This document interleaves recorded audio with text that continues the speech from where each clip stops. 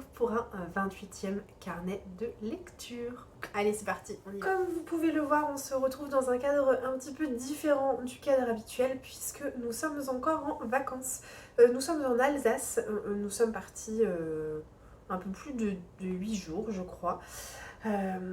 Et donc voilà, nous sommes exactement à Strasbourg où nous avons loué un Airbnb en plein centre-ville. Ça nous fait bien plaisir parce que on adore la ville et on avait vraiment très envie de retrouver un peu cette ambiance citadine où il y a plein de choses qui se passent, où il y a toujours du mouvement et voilà, donc on est très content d'avoir loué ici.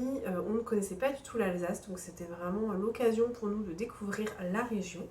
Et voilà. Et donc je vous ai mis juste un petit peu avant quelques plans vidéo de notre escapade en Allemagne que nous avons fait aujourd'hui.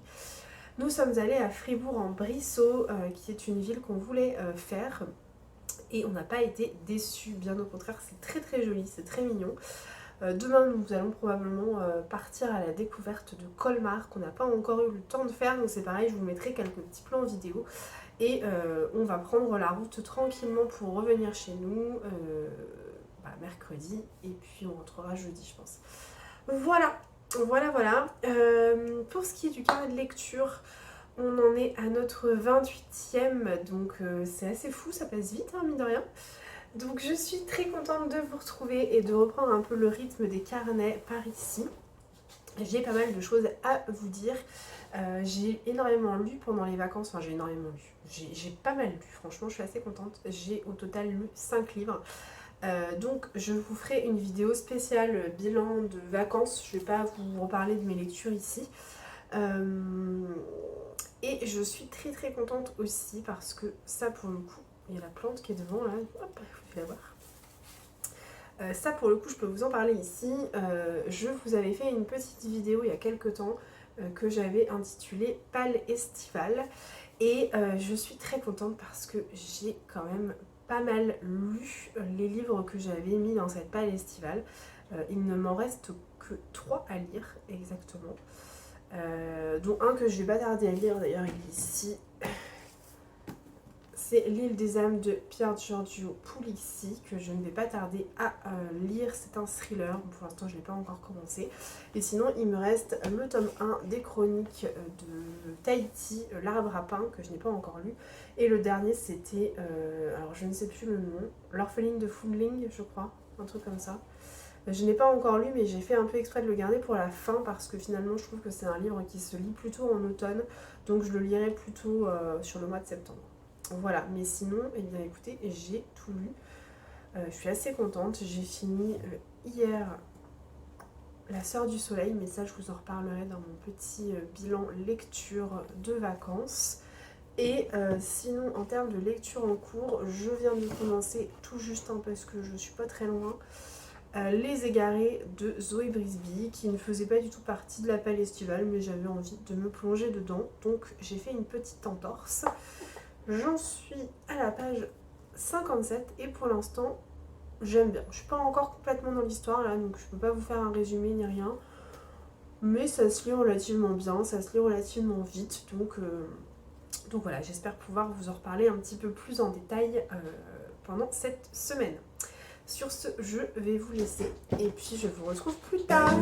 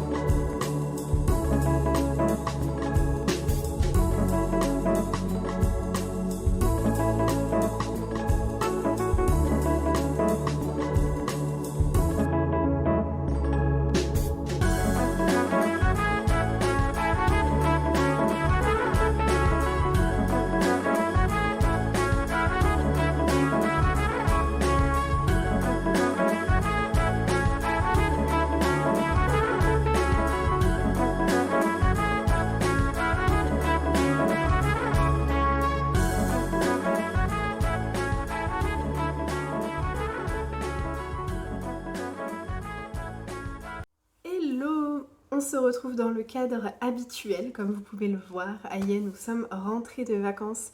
On est jeudi, il est 17h30 et je m'excuse pour cette tête un peu fatiguée, mais on vient de se taper 5 heures de route, donc autant vous dire que là, on est un peu sur les rotules. On est rentré en début d'après-midi, donc on a eu le temps de tout ranger, tout nettoyer. Donc ça, c'est vraiment, vraiment cool. Donc voilà, mais comme vous vous en doutez et comme vous le savez sûrement, hein, les retours de vacances, enfin moi personnellement c'est pas le truc que j'aime particulièrement parce que bon déjà ça veut dire que c'est la fin des vacances et en plus on se tape les lessives, le rangement, enfin bon, voilà, donc c'est pas le truc que j'adore plus que ça, mais c'est la vie, il faut bien s'en charger. En parlant de vacances, du coup, je voulais vous montrer quelque chose qui n'avait rien à voir avec la lecture, mais qui peut peut-être vous intéresser quand même. Lorsque nous étions en Bretagne, la première semaine de nos vacances, on était dans le golfe du Morbihan, j'ai acheté du thé, et c'est du thé, la marque Les Baronnies, je sais pas si vous connaissez. Ce sont les saveurs celtes, et donc vous avez, là j'ai pris l'île aux moines, et j'ai pris le thé groix. Et en fait, c'est que du thé avec des noms bretons, enfin des noms d'îles ou d'endroits bretons. Je suis désolée parce qu'il y a un avion qui passe là, vous devez l'entendre. Mais bon, bref. Et voilà, et du coup j'ai goûté celui-là, l'île aux moines. Donc c'est un thé noir à l'abricot et au gâteau d'antan. Et franchement, il est hyper bon.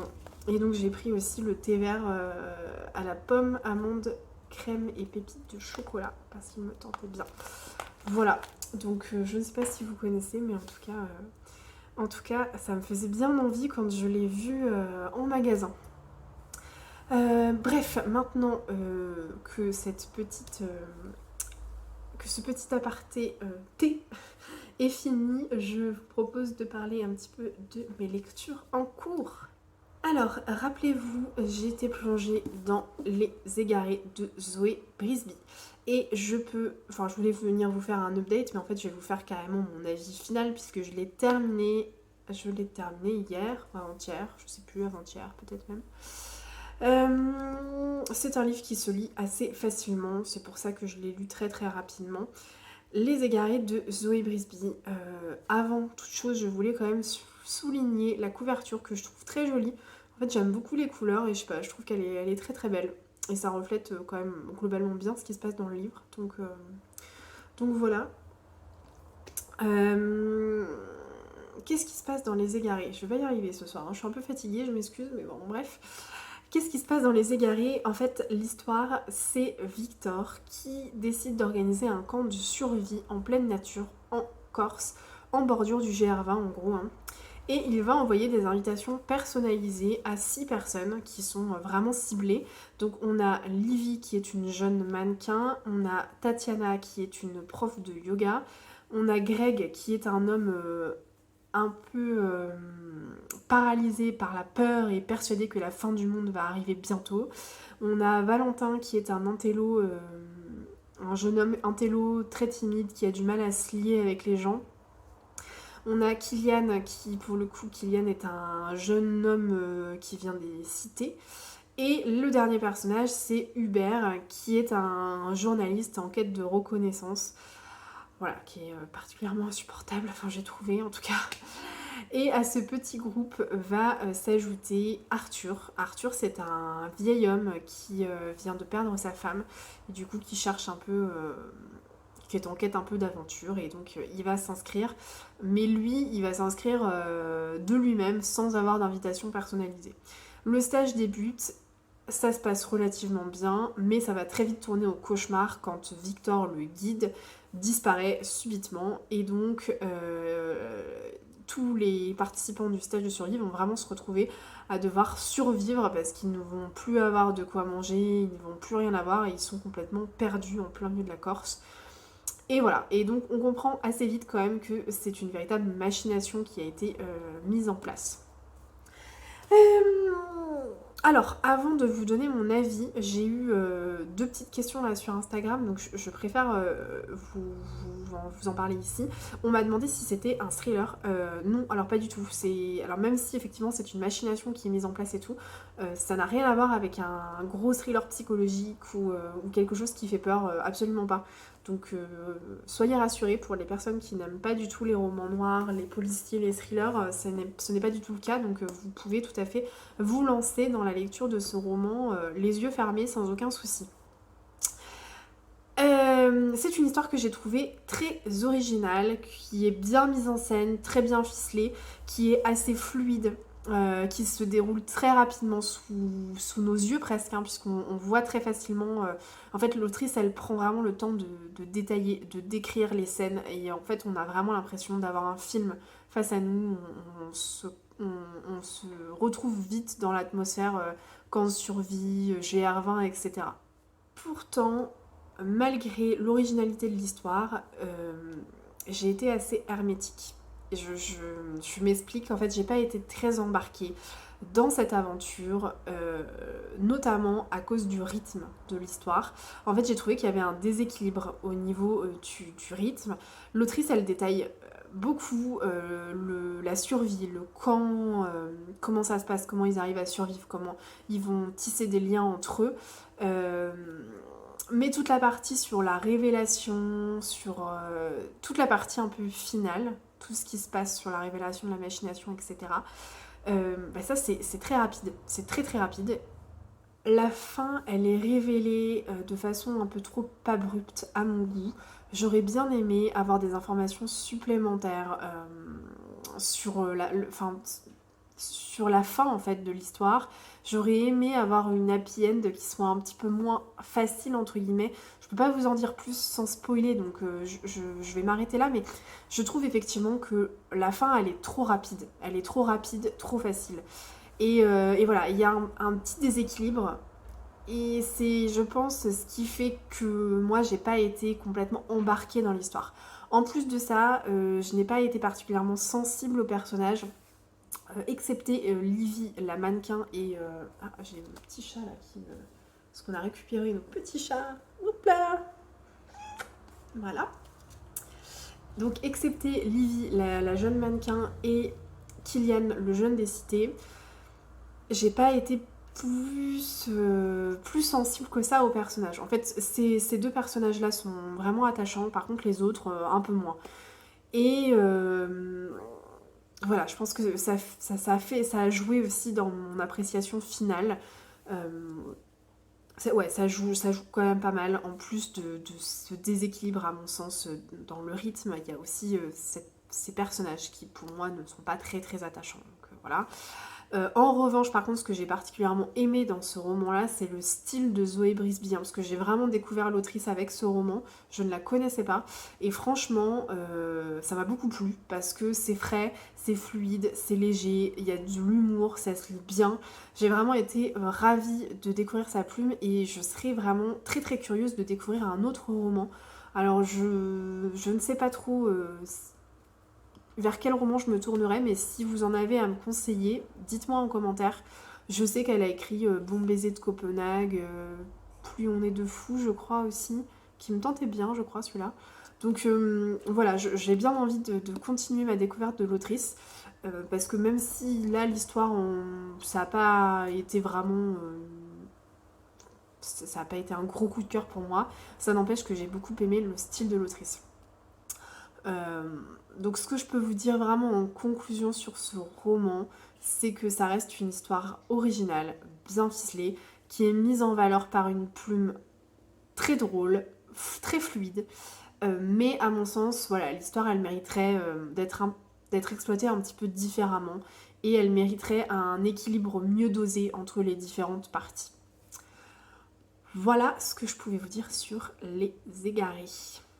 Étant donné que j'ai terminé ce roman, je voulais reprendre un petit peu ma liste de ma palle estivale, hein, pour continuer et pour essayer d'arriver à lire tous les livres que j'avais mis dans cette palle. Franchement, je suis assez fière de moi jusque-là, donc voilà. Donc, j'ai commencé L'île des âmes de Pier Giorgio Pugliese. Je vous en avais parlé. Alors, je l'ai lu hier quand on était à l'hôtel hier soir. Franchement, j'ai lu 26 pages, donc je peux pas vous faire de résumé ni quoi que ce soit.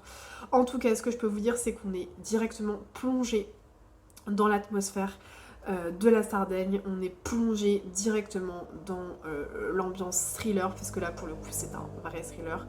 Enfin, en tout cas, un roman policier. Dès les premières pages, on est face à un cadavre qui est découvert dans les bois, un cadavre qui laisse penser à un rituel un peu satanique, voilà. Donc bon, on est vite plongé dans une ambiance bien pesante, bien mystérieuse, et ça me plaît pas mal. Voilà, donc je vais attendre de voir ce que ça va donner.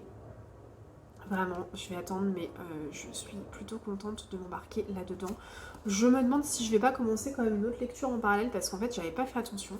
Mais comme vous pouvez le voir, enfin je sais pas si vous connaissez, mais c'est la collection Totem de la maison d'édition Gallmeister, qui est une maison d'édition que j'aime beaucoup, et j'aime beaucoup leur collection Totem, je les trouve très très beaux les livres. Sauf qu'en fait, je pensais que c'était des tout petits livres, mais pas du tout, parce que là en l'occurrence, L'île des âmes, il fait quand même 550 pages. Et c'est écrit assez petit. Je sais pas si vous verrez, mais c'est écrit assez petit. Et les pages, elles sont très très fines en fait. du coup, moi qui pensais m'embarquer pour un roman qui faisait 300 pages, qui allait se lire très très vite, bon, je suis pas sûre de mon coup là pour le coup. Donc je vais peut-être commencer un autre roman. Je ne sais pas encore lequel. Dans l'idée, il faudrait quand même que je lise le premier tome des Chroniques de Tahiti là. Mais je sais pas si j'ai trop envie de me lancer là-dedans. Je vais voir. Je vous en reparlerai plus tard. Voilà, sinon, qu'est-ce que je pourrais vous dire d'autre? Ah si, il faudra que je vous parle aussi, parce que du coup, j'ai été hyper raisonnable sur mes achats de bouquins pendant les vacances. Je suis assez fière de moi. Bon, c'est aussi parce que j'avais fait 2 commandes de Vinted avant de partir, donc je vous les montrerai d'ailleurs quand je les aurai réceptionnées. Mais bon, globalement, pendant mes vacances, j'ai été assez raisonnable. Ça, c'est plutôt cool. J'ai donc acheté uniquement 2 livres que j'ai achetés d'occasion. Un que j'ai acheté en bouquinerie et un que j'ai acheté chez Nose. Donc, je vous les montrerai un petit peu plus tard dans la semaine.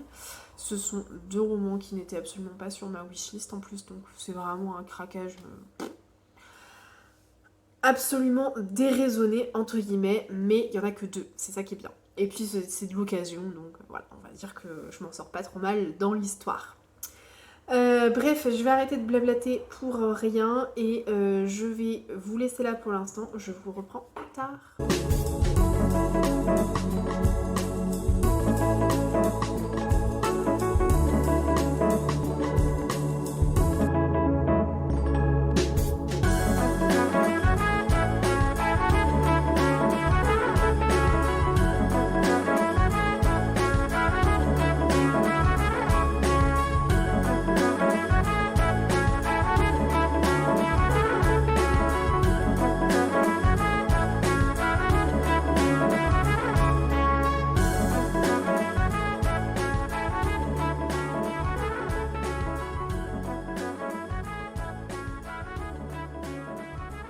Hello, on est samedi aujourd'hui, on se retrouve pour parler lecture, histoire de changer un petit peu. Je viens vous parler de mes lectures en cours. Je vous avais quitté en vous disant que j'avais tout juste entamé L'île des âmes de Pier Giorgio Puglisi. Je n'ai pas franchement continué, en fait j'en suis à la page 38, donc je suis pas allée très très loin. En fait c'est juste que c'est un roman très sombre, je le sais d'ores et déjà parce qu'on le sait au bout de la 2e page je pense. Et j'ai pas forcément envie de lire quelque chose de très sombre le soir en ce moment. En fait, je suis assez sensible Enfin, j'adore lire des thrillers, des romans policiers, etc. Mais je suis assez sensible aux ambiances. Et donc, quand il s'agit de lire un roman policier ou un thriller très sombre, j'aime pas trop lire ça le soir parce qu'en règle générale, ça m'empêche de dormir. Voilà. Vous allez vous dire, ok, voilà. Mais j'ai fait l'expérience avec Franck Tillier notamment. C'est assez violent. Et du coup, ça m'empêche un peu de dormir. Donc c'est pour ça, là, j'étais pas franchement emballée à l'idée de lire L'île des âmes le soir.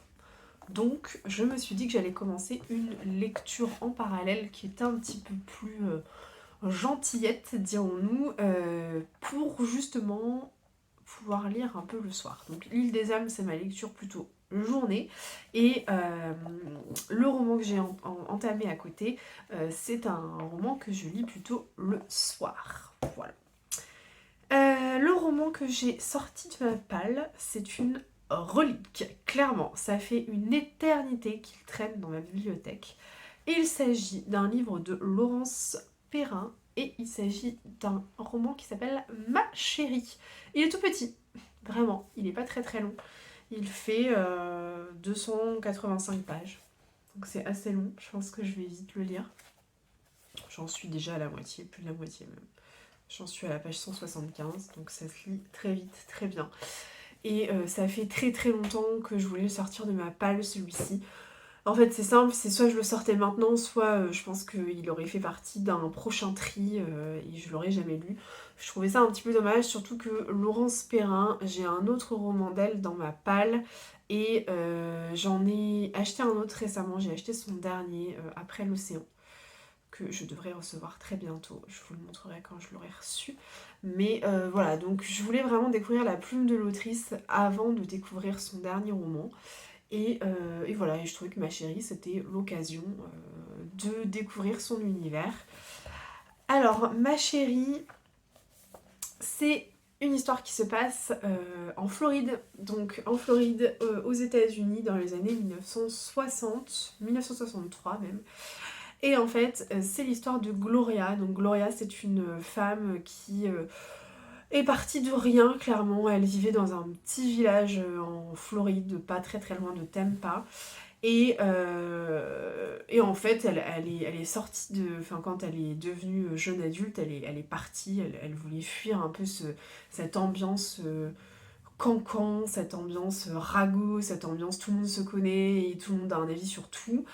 Donc elle est partie et en fait elle a entre guillemets réussi à s'en sortir, parce que je sais pas si on peut dire ça comme ça, grâce à son physique, puisqu'elle est devenue une très très belle femme et elle a notamment posé pour Playboy, voilà, elle a rencontré du beau monde, voilà, elle a évolué dans des sphères assez hautes, on va dire, au niveau de la société, et elle a rencontré Jerry Grayson, je crois que c'est ça, oui il me semble que c'est ça, Jerry Grayson, qui était un homme marié, qui est un agent immobilier, voilà, qui vit sa vie, voilà, qui est un agent immobilier très riche, qui est marié, qui a toute sa famille, il vit un peu sa vie comme il l'entend, et il décide de la prendre en fait pour maîtresse tout simplement.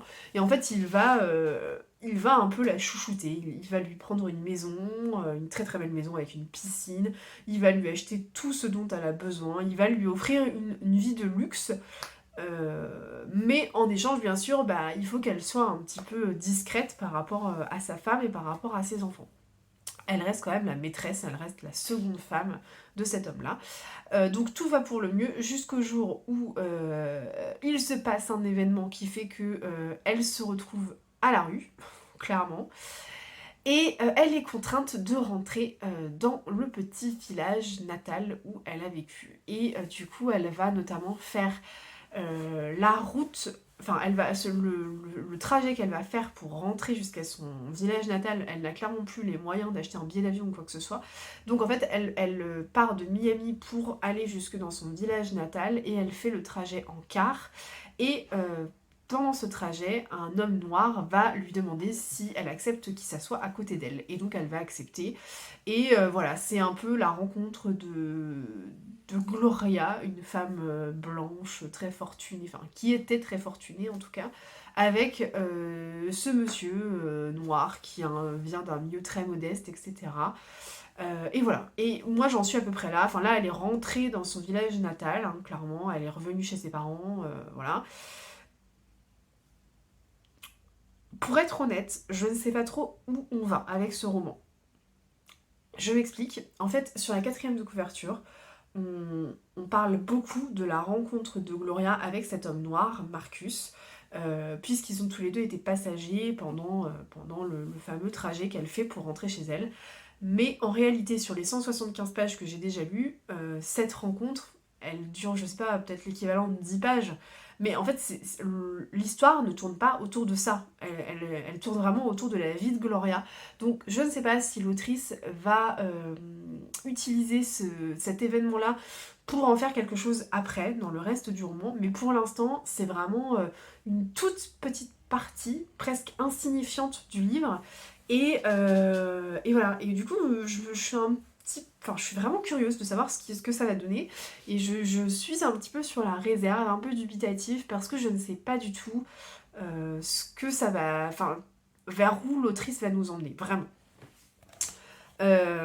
Après, ça reste un roman très sympathique, ça reste une écriture très fluide, assez simple à lire, voilà, très, très agréable, c'est une histoire très sympa.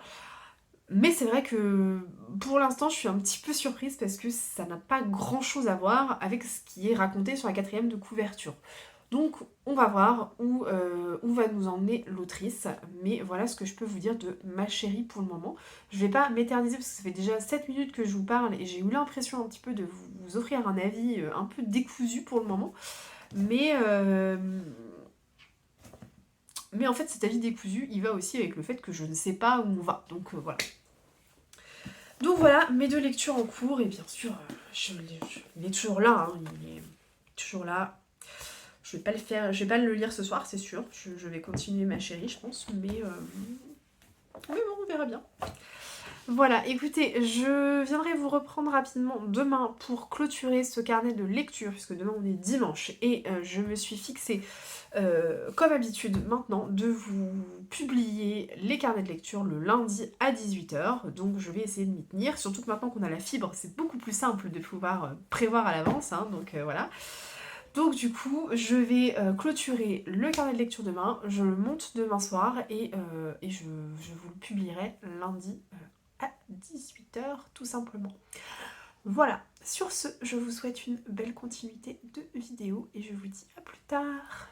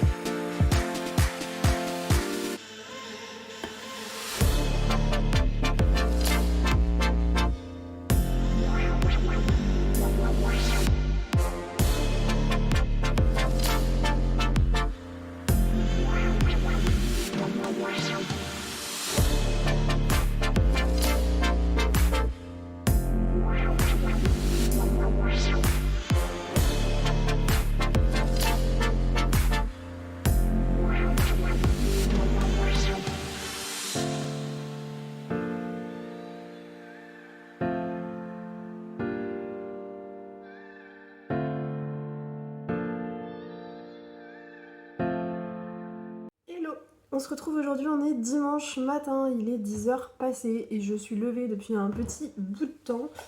J'ai passé ma matinée, enfin une partie de ma matinée en cuisine. Je vous ai mis quelques plans vidéo avant d'ailleurs. J'ai fait un gâteau au yaourt aux pommes et j'ai fait des petits croissants au saumon fumé pour l'apéro puisqu'aujourd'hui c'est notre journée famille. Et on fête les anniversaires de ma famille du mois de juin, juillet et du mois d'août. Et on se retrouve tous ensemble, donc normalement on pique-nique. Je regarde par l'extérieur parce que c'est donc un pique-nique qui est prévu sur le canal de Nantes à Brest, pas très loin de chez nous. Et il fait pas très beau, voilà. Voilà, il a fait hyper beau tout l'été et comme par hasard, le jour où on décide de faire un pique-nique, il fait moche. Bon voilà. Et voilà, et si tout se passe bien et que le temps nous le permet, on est censé normalement faire du paddle et du kayak après, donc ça va être assez cool. Voilà, sauf que pour le moment, c'est pas terrible en termes de temps. Bref, je me suis fait un thé ici. Je me suis fait le thé l'île aux moines que je vous ai présenté un peu plus tôt dans la vidéo. C'est le thé noir abricot gâteau d'antan et il est hyper bon. Enfin, moi je suis trop fan, donc du coup je me suis fait une petite tasse de thé.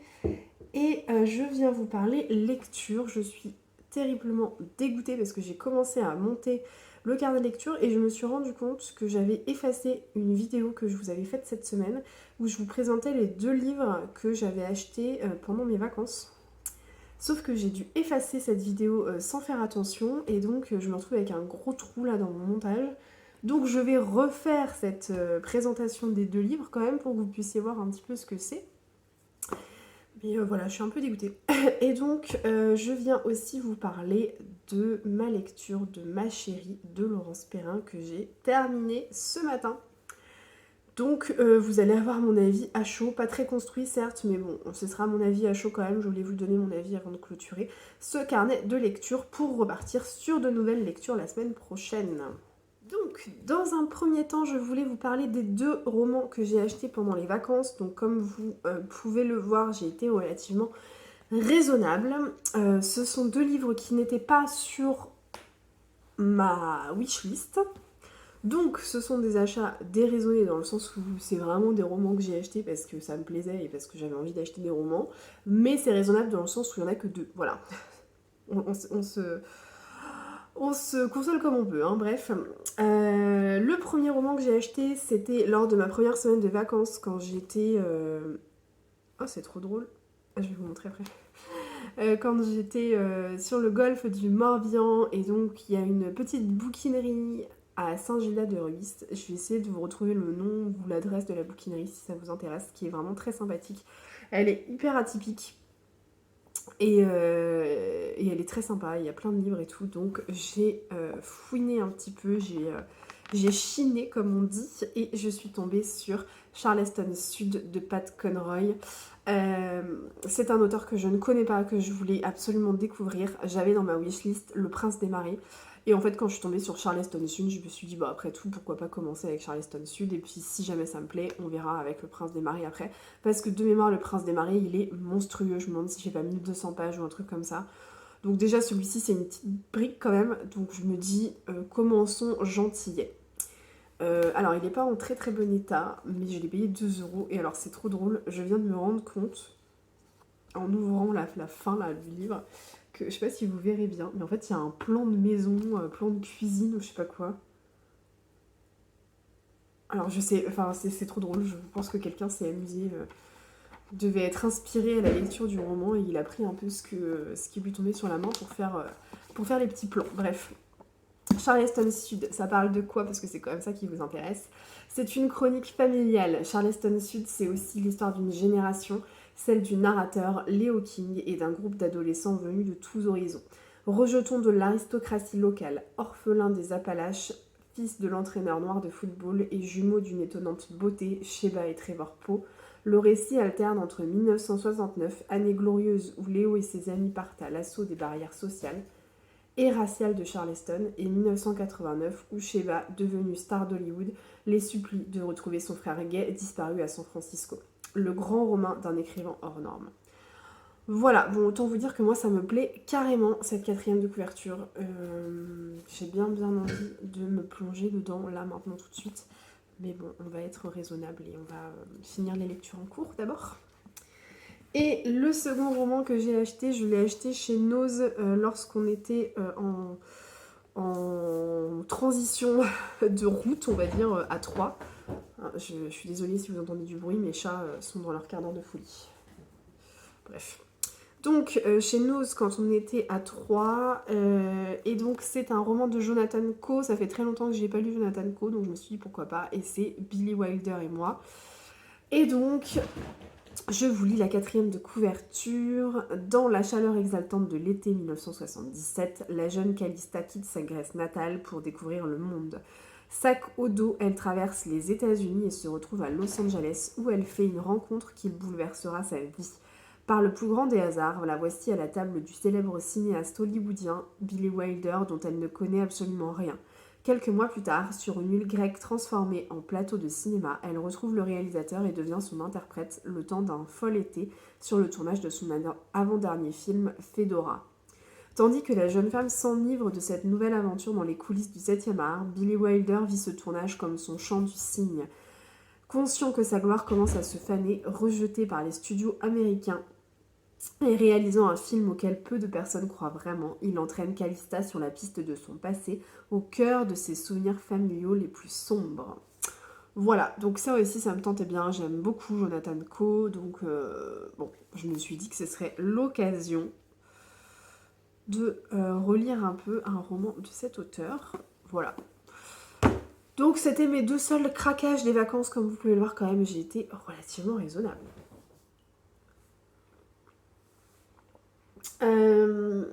Ensuite, je viens vous parler de ma lecture terminée. Je viens vous parler de Ma chérie de Laurence Perrin. Je vous en ai déjà pas mal parlé dans les derniers plans vidéo où je vous présentais notamment l'histoire, donc je ne vais pas revenir dessus. Je vous disais que je ne savais pas trop où on allait. Et bien écoutez, je sais enfin où l'autrice voulait nous emmener, hein, puisque voilà, je l'ai terminé. Donc mon avis ne sera pas trop construit, mais sachez que c'est un roman que j'ai bien aimé.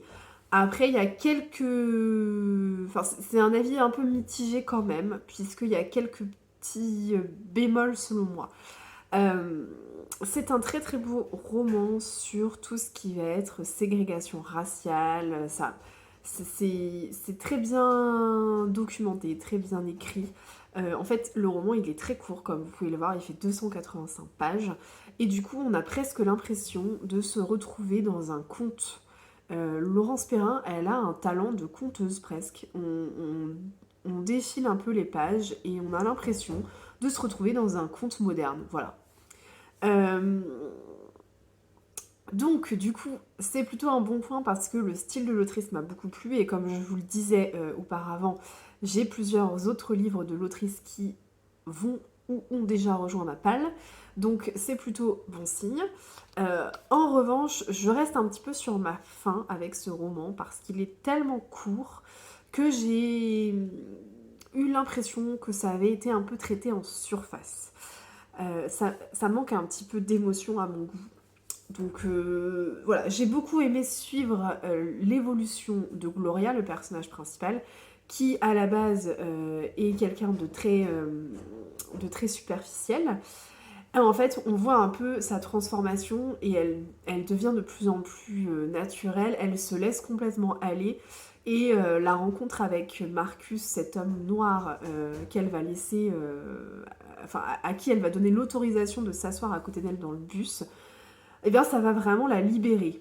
Et du coup, on suit vraiment son évolution avec beaucoup d'envie et beaucoup de plaisir.